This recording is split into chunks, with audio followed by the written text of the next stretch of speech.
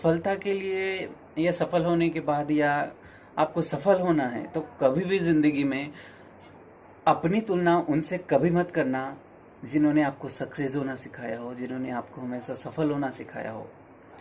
क्योंकि ऐसा करने से आप ये सब वो बात हो जाती है कि जैसे सूर्य को अपने हाथों में पकड़ना। सूर्य हमेशा आपको रोशनी देता है, जब अंधेरा होता है उसके बाद आपको रोशनी देने का काम सबसे बड़ा स्रोत सूर्य का है। और हम सूर्य को पकड़ नहीं सकते हैं। तो आप अपना कंपटीटर आप कभी भी अपने सीनियर्स को मत बनाइए, क्योंकि आपके सीनियर्स वो हैं जो अगर वो दिल से अगर आपको चाहें तो आपको जान दे देंगे। लेकिन अगर आप उनसे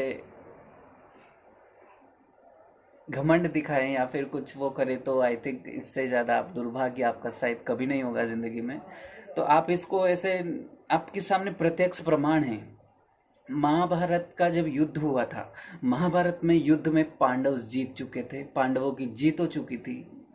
उस समय जब भीम धृतराष्ट्र से मिलने जाता है तो धृतराष्ट्र से मिलने से पहले जब श्री कृष्ण भगवान उसको कहते रुको भीम, तुम रुको।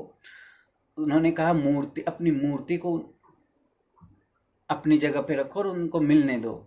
धृतराष्ट्र जैसे ही आलिंगन करने आया, उससे लगा कि ये भीम है और उसने दोनों हाथों से उस लोहे की मूर्ति को चकनाचूर कर दिया। तो मेरा कहना यही है कि आपके अपलाइंस, आपके सीनियर्स आपको वहां भी जिताएंगे जहां आप जीत चुके हो। और अगर आपने कद्र नहीं की तो आप वहां भी हार जाएंगे जहां आप जीत चुके होंगे।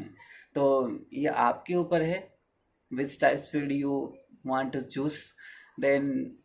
बट मेरा यही कहना है कि अगर आपको कभी लगे कि हाँ मुझे कंपटीशन करना है तो कंपटीटर में अपने बराबरी वालों से कीजिए। कभी भी अपने से ज्यादा सक्सेसफुल लोगों से कंपटीशन मत रखिए। उनसे सिर्फ सीखिए, उनसे सीखिए, लर्न कीजिए जितना हो सके उनसे हमेशा सीखिए। वो आपको बहुत ज्यादा कुछ अपना जितना है वो सब आपको देंगे। लेकिन उल्टा उन पे मत हावी होने की कोशिश कीजिए कि आपका घमंड शायद इतना शो होने लग जाए कि फिर वो उसको बर्दाश्त ना कर पाए। तो ये आपके अपलायंस हैं, कद्र कीजिए। इनकी जरूरत आपको हमेशा पड़ेगी। पूरे प्रत्यक्ष आपके सामने प्रमाण हैं, जितने ग्रंथ हैं उन सब में फिक्स प्रमाणित है कि अपलायंस का क्या रोल होता है जिंदगी में, शुभ चिंतकों का क्या रोल होता है जिंदगी में। आपसे जलने वाले तो आपको बहुत मिलेंगे, आपका सही सोचने वाला, आपका शुभ चिंतक आपको कोई कोई विरला ही मिलेगा जिसकी कद्र कर लीजिए। अगर नहीं कर पाए तो जिंदगी तो जियोगे सही, लेकिन वो मजा नहीं आएगा।